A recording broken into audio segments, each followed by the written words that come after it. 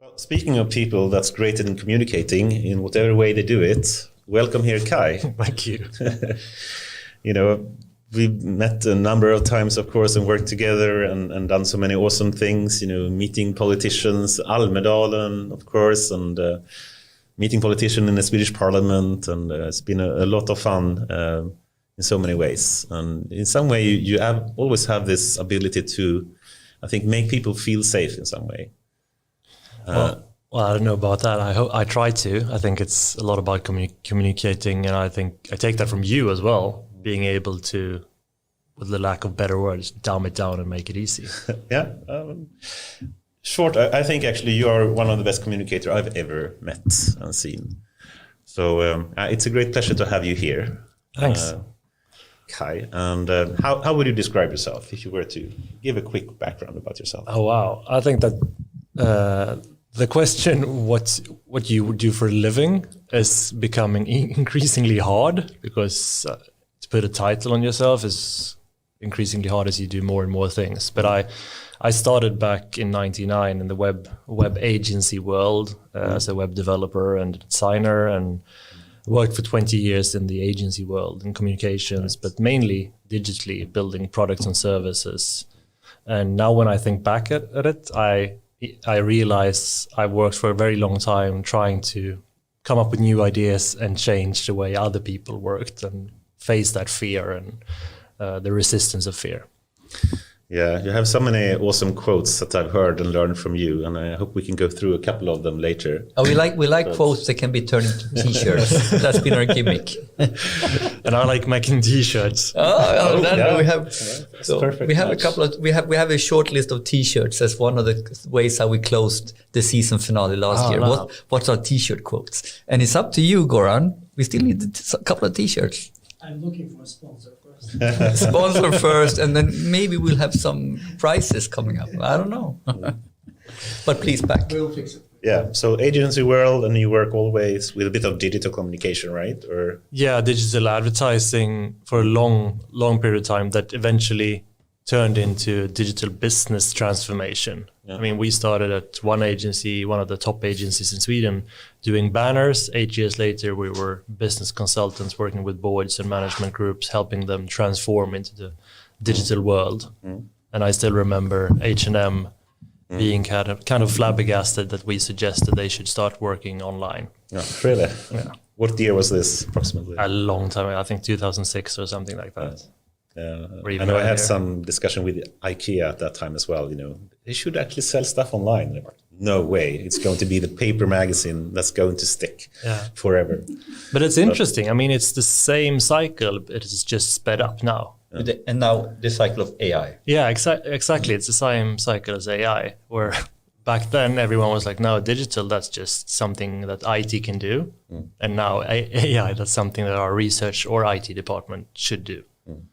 Yeah, it's like what really drives innovation. It starts in the corner, the outlier, and builds up to be becoming mainstream.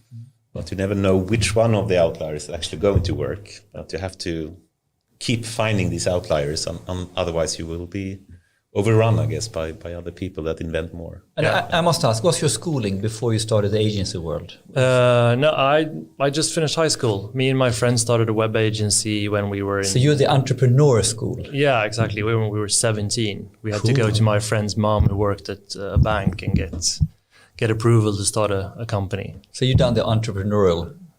Yeah, for a short while, and then I joined the big agency world, where that network formed of people who now know each other, but are in all tech companies in Sweden, which I think happens now again, which is fantastic to see, but almost globally, because there's so few and you get to know each other, and all of a sudden... And are we on the peak of the internet bubble now, like 99, 2000, or is it earlier or later? Oh, wow. I'm not sure about the bubble thing, because I think the value is actually... It wasn't a bubble, but when the first peak came, if I flip it like that, I agree with you, actually.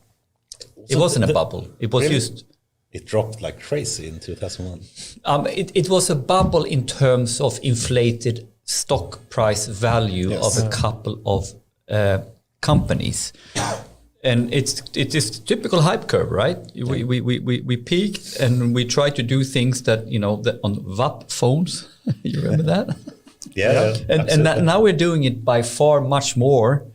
But of course, with the right tech has caught up and we have matured. So in this way, it's maybe the peak and then the classical trough and then back up to real productivity. Yeah, no, I think definitely we're going to see that. I don't think the same. Not going to fail, or people are not going to fail for the same reasons. I think in AI, you mean? No, in AI. But one thing I think differs is that if you pursue AI, a lot of other value will occur that are just pure digitization value, right? Which I think is sound. Yes. Yeah. And what Corona has really helped with as well. Yes, definitely. Right. Yeah. Awesome. So you continue working with the agency world, and what was the next big steps that you made after that? For the last few years in the agency world, we worked a lot with private equity and venture capital firms, kind of advising and working with their investments. We naturally came closer to that world. And then one of my creative directors was one of the partners who founded EQT Ventures. Right. So he asked me to come over and help Luca, the founder and CEO of Pathron, with the narrative of one big presentation that he held at a huge investor meeting with 600 investors from all over the world. Yeah. So I worked with Luca for 2 weeks. I had never heard about AI, or I'd heard about AI, but I didn't have the notion about what it was. To me, it was science fiction. And then I worked with Luca for 2 weeks, and at the end of those 2 weeks, I told Luca, "Look, this is the most exciting thing I've ever heard of. I want to be part of it, no matter what."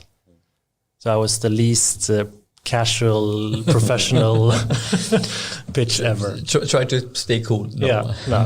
But this was back in 2016, or? Yeah, 2016. There was Luca, Måns, and who else was on the train at this point? I mean, you were.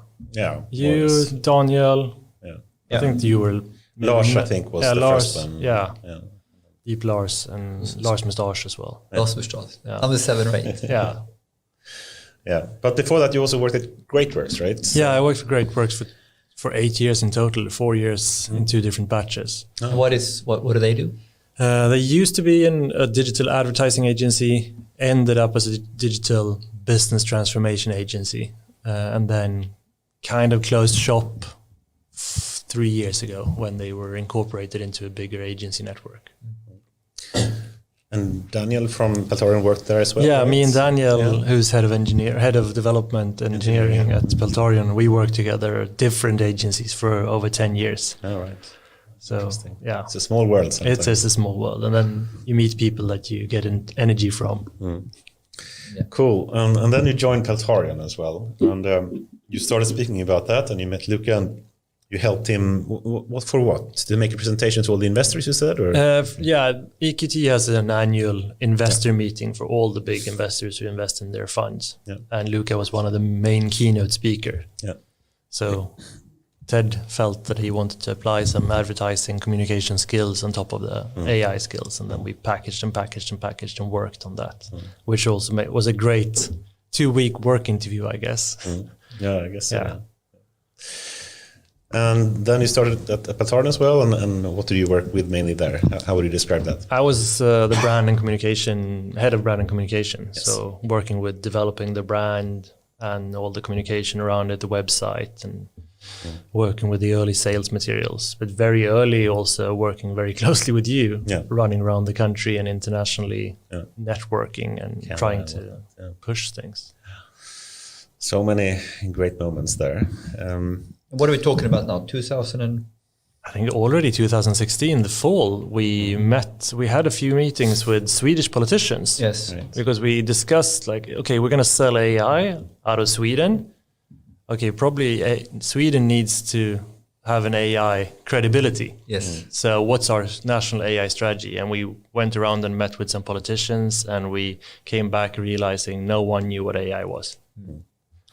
But can you try to give away some secrets? If you were to meet a politician or a person that may not know that much about AI, and you really want to explain it as in an authoritative way or a really clear way, without saying, you don't want to sell necessarily or make it sound like that, but really try to explain, because I think you do that so well. Do you have a trick, or how would you advise other people if they were to try to explain to someone else that this is a big thing? You should really, start thinking about this. Oh, wow. I think try to imagine yourself in the other person's shoes, and also do the bar trick, which is what? The bar trick. The bar trick. If you can't speak like you're sitting in a bar, don't use that language. It must be natural. But I think most importantly, explain what AI can do. Take examples that people can understand and relate to. And that's something we've been struggling with, because a lot of the examples have been brain tumor segmentation and a lot of other stuff that's already super advanced to most people. So it's like, so we can do AI, we can do brain tumor segmentation a lot better with AI. Okay, so you're doing rocket science a little bit more advanced. That's actually a good way of putting it. Yeah. Why are we failing in communication? I remember a discussion I think it was with IT and Telecom, the branch organization, and I think you were part of it as well. And they had this kind of thing, AI is so awesome. But, for a hairdresser, in reality, what can AI really do for them? And I think you had such an awesome answer. And I said, of course they're going to use it. How much administration do they do? How many things can you do to find customers better? You could just enumerate a number of examples of ordinary working people and jobs and roles. Of course they have use of it. It's not a rocket science kind of technology. It's for everyone, right? Yeah. Do you remember? Was it? I'm not sure if I remember it correctly, but I think it was that example, the IT and telecom. Yeah. And I think that was the first time I realized that there was some value to all those years in advertising, coming up with crazy ideas and understanding different challenges. But to me, it's been obvious from the start that everyone's going to be able to use it. Yeah. And especially when we're talking about text and BERT, which we're probably going to talk about more. I would love to. But I'm not sure we should go there now, but I really want to explore with you, is the way the whole IT industry is set up around talking about hype and talking about, inventing new cool acronyms, is that really helping communication or selling it, or is actually making it worse? Maybe we don't go there now, but I think this is a quite important topic. Should we go there now? Yeah, sure. You see what I mean? My understanding, and even what we want to do with this podcast is to demystify, is to talk plain language and actually tell it for what it is. And over again, we get these inflated, science fiction storylines, or and it's is that helping? A lot of the marketing looks like that if you look at the big firms and the big vendors. And I think they are killing it. I think they're, making it worse. They're slowing it down. They're making it more obscure. They're making it harder for the customer to really understand. Okay, I get it. No big deal. It's difficult, but I kind of understand what I need to work on. Now they have no clue. No, I think it's a very, very important area to discuss. And I think it's something that we're all guilty of, that's been around forever. The last 30 years, great to have been born a nerd and be tech, because you get to work with cool stuff and you're taken more seriously and not shoved down in the basement. But before that, there was probably business people using acronyms, trying to keep power to themselves by talking weird languages. And now once those who understand advanced maths, tech and IT come into power, they do the same. And they alienate not only the other people, but also the CEOs who now know that they need AI, but they are too afraid to admit that they don't understand what the hell that top AI researcher is talking about. I think this is this whole fundamental, we can talk about data literacy is one thing, but it's the other way around. Why do we need to work and use those words? It's actually part of the power game. That's what you're saying. Yeah, I think so. It's once you reach a certain amount of power, it's very influence. Or influence is probably a more relatable word. Yeah. You're very comfortable, and there are also start to grow a fear of losing that influence. So you start protecting it. And once other people start to understand the same thing you do, you're diluting your own influence, right? And you have to be comfortable with that. Yes. And focus on the goal. Going back to Elon Musk, he's so focused on the goal, he doesn't care about diluting his own influence. This because he also owns the company.